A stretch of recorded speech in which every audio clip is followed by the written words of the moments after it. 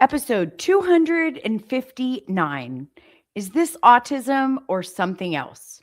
How to know when to look deeper. Well, hey, friend, welcome to the Not Your Average Autism Mom podcast. I am your host, Shannon Urquiola, and I am so glad that you're here. I've been right where you are navigating this autism parenting journey with my son, Jordan, who is 29 years old now. I created this podcast to talk about everyday topics that we as autism parents need to know about, which I always try to do in 20 minutes or less, by the way. But I also wanted to give you a space where you don't feel so alone. None of us planned for this parenting journey, right? I promise you, I did not. I had not even heard of autism when Jordan was born. So, just so you know, this isn't just a podcast. It is your weekly reminder that you are doing better than you think. And that no matter what today looks like, you've got someone in your corner who gets it. Sometimes I talk about the stuff that no one else is saying out loud. Sometimes I hope that you'll laugh a little bit or maybe cry a little bit. And I hope that you always walk away with something that makes life a little easier for you. That is always my goal. So let's jump into this week. In this episode, we're talking about something that so many of us are quietly wrestling with. You've probably thought it, you've probably Googled it, you've probably whispered it to yourself. And that is this autism or is something else going on? So today I'm going to spend a little bit of time and we're going to unpack that because sometimes it's autism and sometimes it's kind of layered. When your child was diagnosed, you were likely handed one word, autism. And in the beginning, that word feels like it explains everything. The speech delay, the meltdowns, the lining up toys, the scripting, the social challenges, the sensory stuff. But then your child begins to grow and new behaviors show up. School gets harder, emotions get bigger, and suddenly you're seeing things that don't quite fit that original picture. Maybe your 8-year-old can hyper focus on Minecraft for 2 hours, but can't sit for 5 minutes to finish homework, even when they understand it. Maybe your teen is so emotionally reactive that every small disappointment turns into a full on shutdown. Maybe your young adult is struggling with motivation in a way that feels different from just sensory overwhelm. And you start wondering, is this still autism or are we missing something? That question doesn't make you overreactive. It makes you observe it. It's awareness. You are paying attention, and that matters because when you really start observing your child, you might begin to realize something really important. Autism doesn't always travel alone. And one of the most common overlaps, the one that leaves us scratching our heads a lot of times, is ADHD. And that's where things can get confusing. So let's talk about that overlap. Let's talk about ADHD because this is one that's really big right now. There is a massive overlap. In fact, research shows a large percentage of autistic individuals also meet the criteria for ADHD. And sometimes the ADHD wasn't caught early because autism took center stage. You might notice your child constantly loses everything: shoes, backpack, homework. They walk into a room and forget why they're there. Now, don't get me wrong, I do this too, y'all, but you know what I mean. They start 5 tasks and finish none of them. They interrupt every conversation. And this is so Jordan. They talk nonstop or can't organize their thoughts at all. And you're thinking, is this executive functioning from autism or is it ADHD?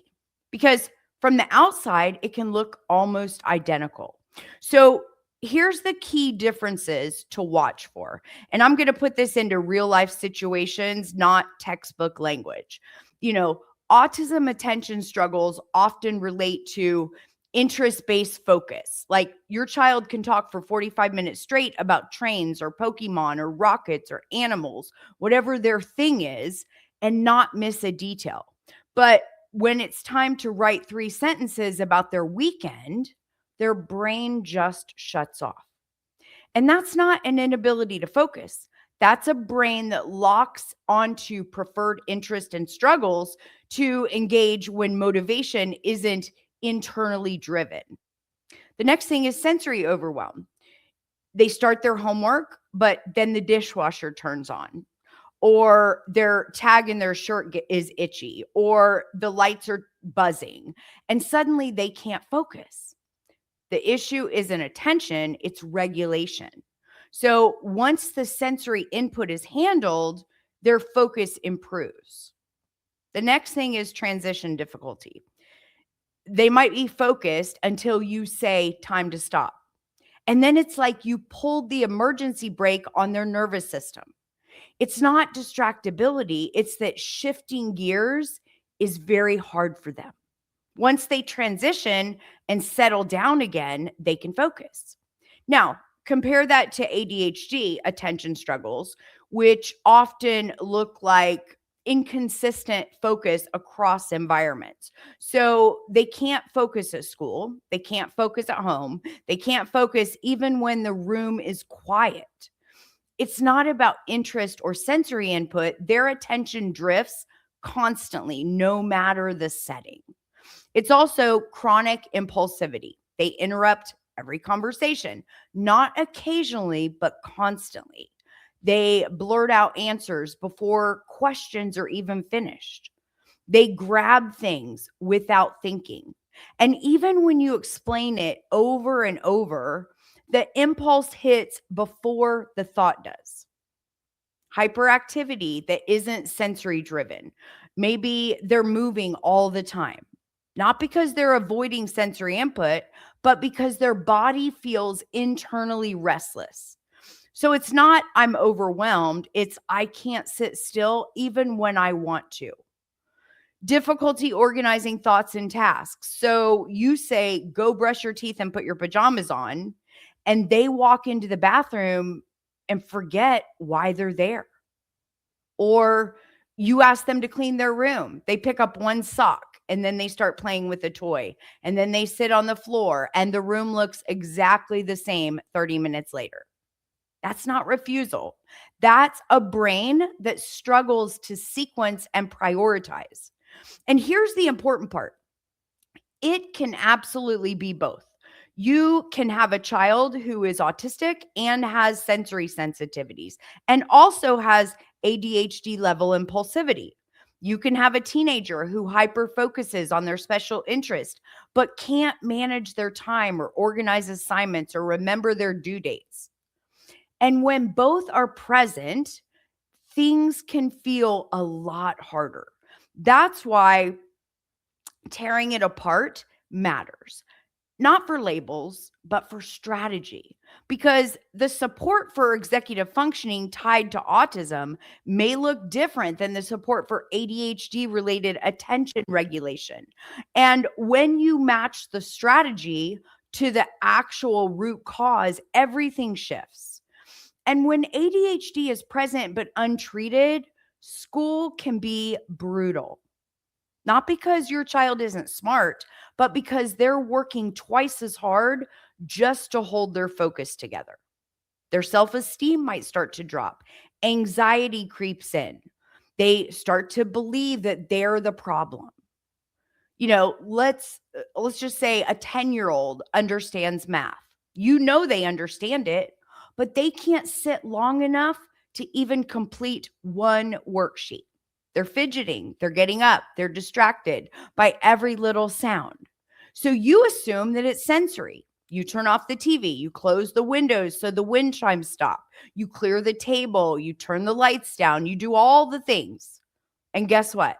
It's still happening. That's when you start to wonder, maybe this isn't just regulation. Maybe this is attention.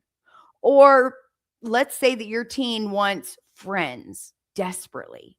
They want connection. They crave it, but they interrupt constantly. They overshare. They blurt things out. They miss social cues and they act impulsively. And that combination can sometimes be autism plus ADHD.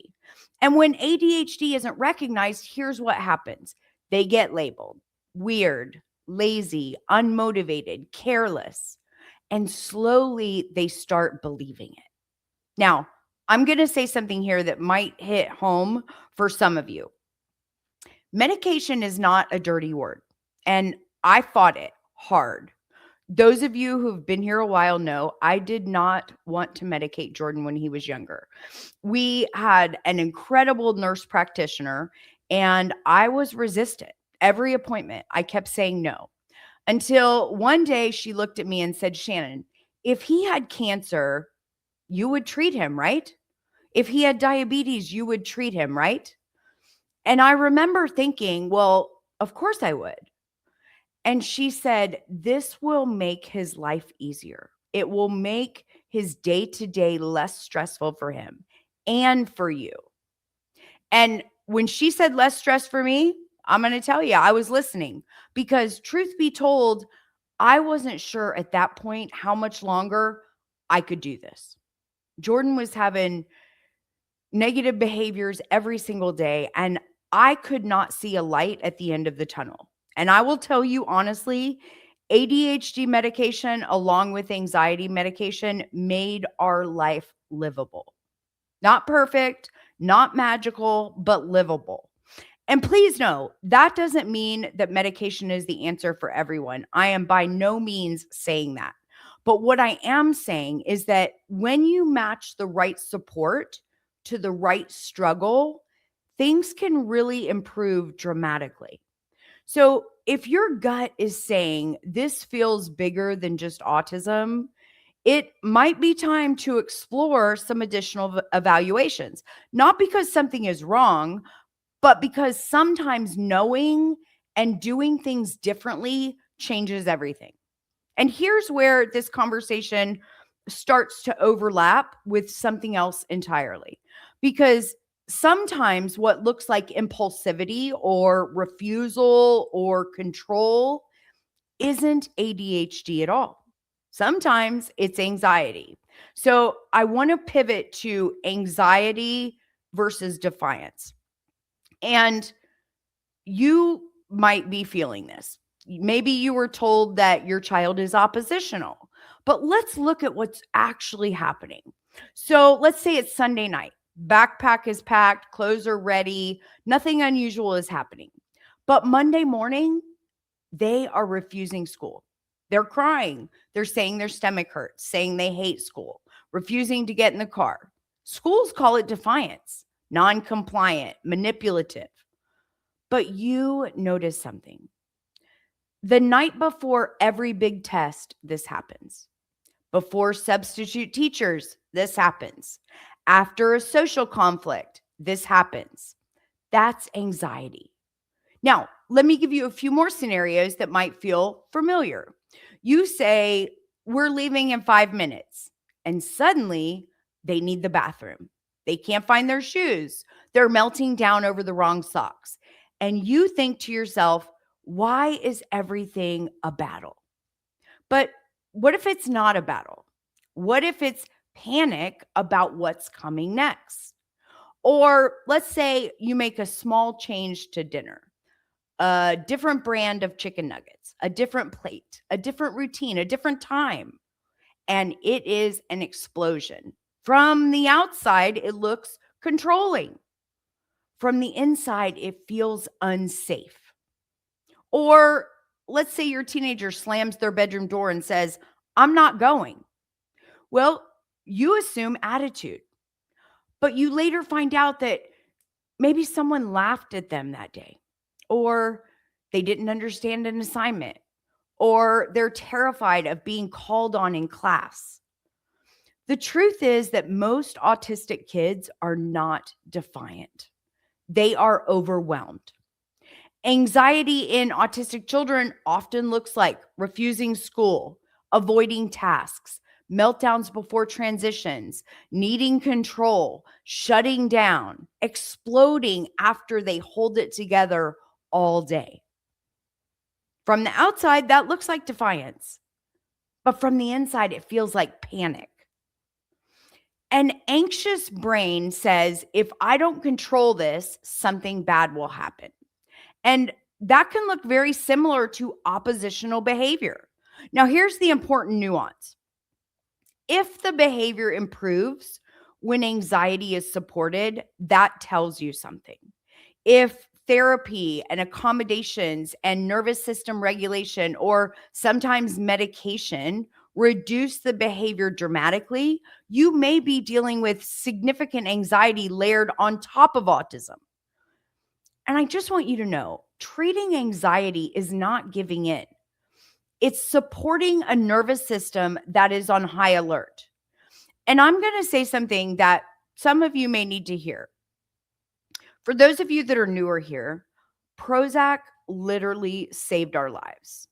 And I don't say that lightly. I used to joke that it was going to be him or me. But underneath that joke was a very real truth. Jordan's anxiety was debilitating. We couldn't stop for gas on the way somewhere if he didn't know in advance. If we did, he would become so dysregulated that people at the gas station would literally stare like something terrible was happening. His nervous system could not tolerate the unexpected. And to this day, he's still on Prozac. Even with it, he still struggles with anxiety, but not to the extreme that he would without it. That medication didn't change who he was. It lowered the volume for him. It lowered the volume on fear. And when that fear lowers, everything else becomes more manageable. And here's something else to consider. When anxiety goes unrecognized for years, when a child lives in fight or flight daily, that can start to look like something else entirely. And that's where we need to talk about trauma. I want to dive into that hidden layer. This is the part that people don't always want to talk about. And honestly, it's harder to see sometimes because it's something that builds slowly. Autistic children are more vulnerable to trauma, not necessarily big, dramatic trauma, being misunderstood.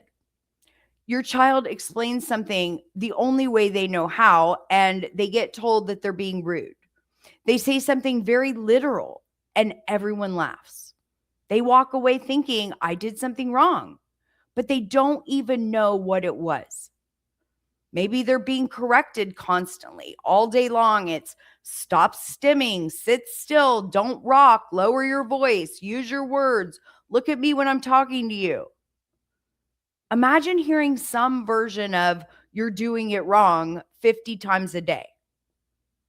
Maybe they're being excluded socially. They don't even get invited to the birthday parties. The group project magically fills up before they get assigned. Kids whisper, or worse, they pretend to be friends as a joke. They're being punished for neurological differences. They get detention for talking back when they were just trying to clarify. They lose recess for not participating when they were just overwhelmed.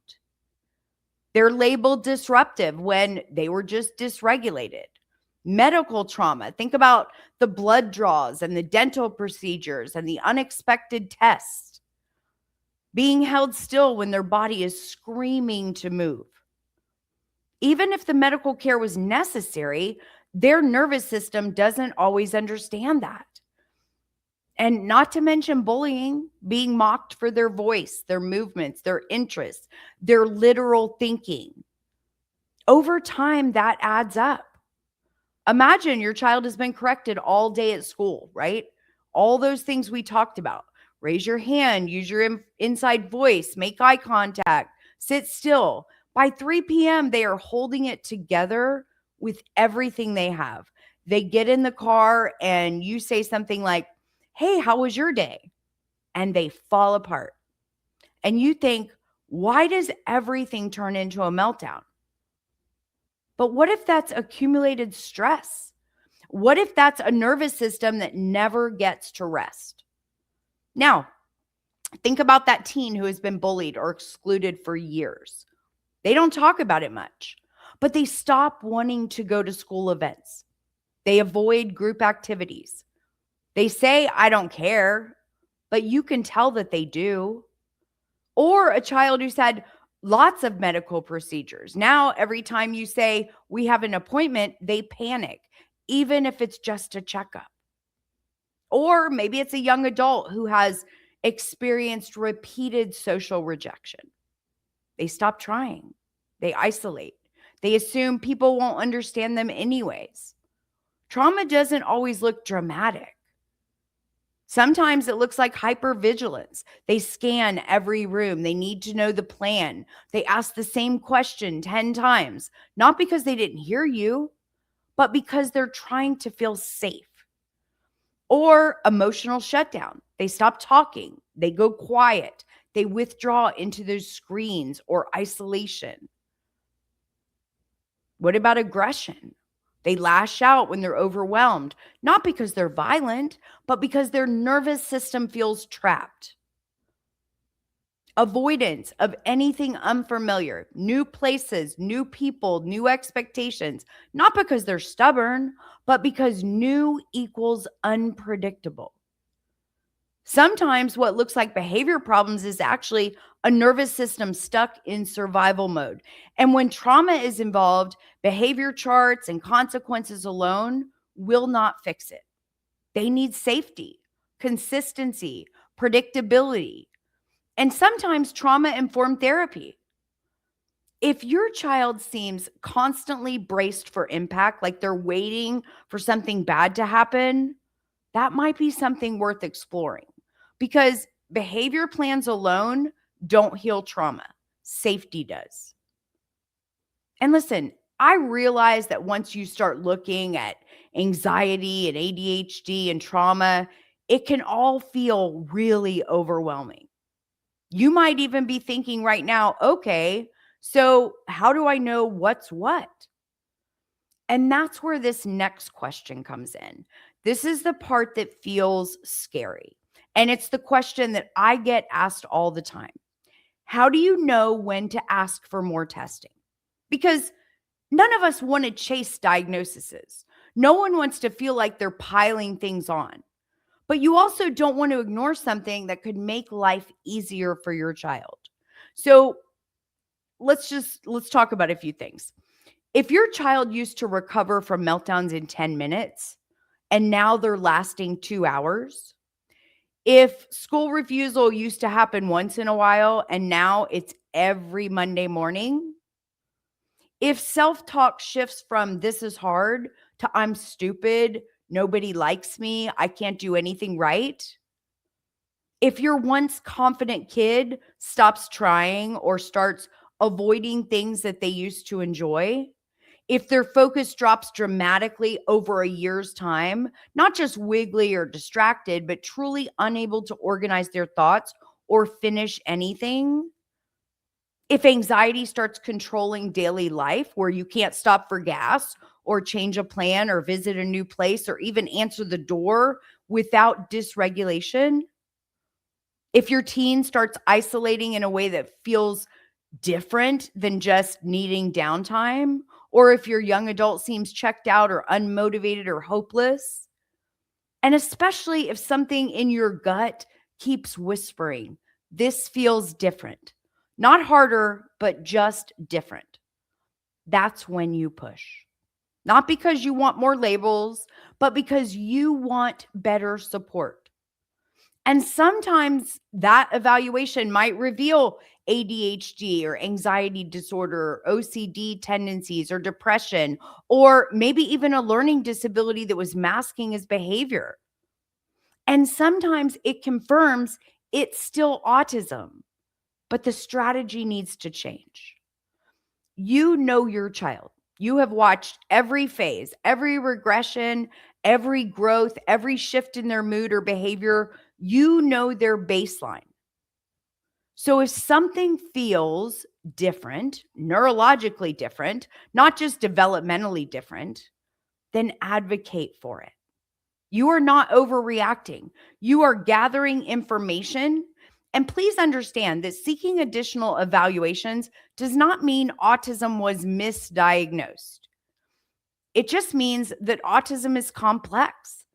Autism can coexist with ADHD and anxiety and OCD and depression and learning disabilities and trauma related disorders. And when those layers are identified, support becomes more individualized for them. So this isn't about collecting labels. It's about lowering the daily struggle. It's about peace in your home. It's about improving quality of life for your child and for you. And listen, for those of you that have been second guessing yourself, if you've been thinking, maybe I should have caught this sooner, stop. You are not a neurologist. You are not a diagnostic team. You are a mom learning in real time. We respond to what we see. And when you see something new, you adjust. That's not failure. That's growth. And if you're listening to this and you're thinking, I feel like I've been blaming autism for everything, take a breath. You didn't know what you didn't know. And sometimes we stay with the original diagnosis because it feels less overwhelming than adding another one on. But information isn't the enemy. Unaddressed struggle is. The goal is not perfection. The goal is relief. The goal is support. The goal is understanding your child well enough to respond instead of react. Autism is complex.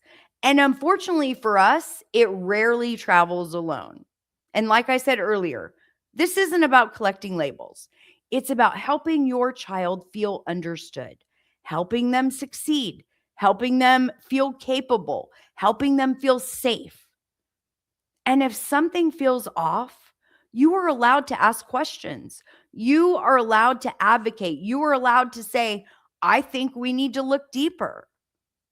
That doesn't make you difficult. It makes you attentive. And attentive moms change outcomes. You don't have to figure this out alone. You don't have to sit in that late night spiral wondering if you missed something. You don't have to second guess every decision. You are allowed to change course when new information shows up. And that doesn't mean that you were wrong before. It means you're paying attention. And that's exactly what you want to be. And my hope is in spending this time together today is that you learned something new. Or maybe you just looked at your situation a little differently. Maybe something clicked. Maybe you realize there's nothing wrong with you for questioning things. Maybe you felt a little less alone in the wondering. And more than anything, I hope every single time that you press play on this podcast, you're always glad you did, that it feels worth your time, that it gives you something to carry with you into your week ahead. So, as always, thank you so much for spending part of your day with me. If this episode made something click for you, I would love for you to share it with another mom who might be quietly wondering the same thing. And if you're needing more support, more than just a weekly podcast, head over to notyouraverageautismmom.com and check out all that's available over there. That's where the real coaching conversations happen. And if you're feeling overloaded and are in a really difficult season right now, I really encourage you to get signed up for my reset workshop so you can start to feel better and understand why you feel the way we do. Until next week, go make it a great week. And remember, above all, you, mama, are doing amazing at this mom thing.